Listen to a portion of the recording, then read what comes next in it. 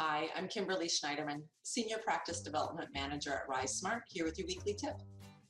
For some, figuring out your personal brand might be somewhat esoteric. Your brand becomes this mysterious thing that defines you in very specific ways, yet you might not have ever even given it much thought. The RiseSmart team recommends a personal branding exercise originally developed by Gina Ratcliffe, which is both interesting and effective when it comes to helping you identify the traits that you want to be known for and how those traits relate to your work. And it's even fun to do. Try it with me now.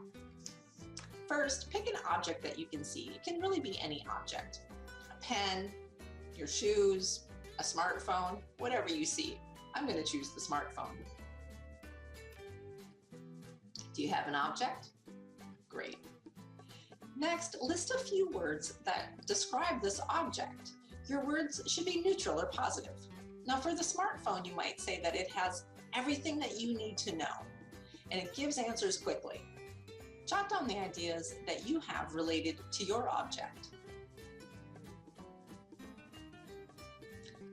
Next, ask yourself, how are you like that object? Think about that for a moment.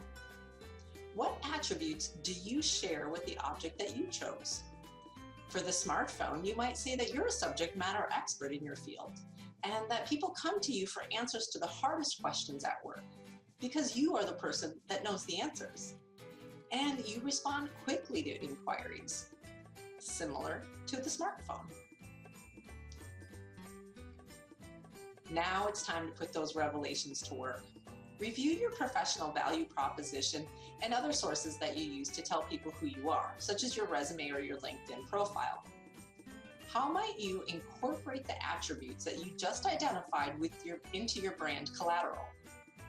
For example, with your professional value proposition, you might offer examples of recent projects that depended upon your expertise or projects that were successful because of your quick turnaround.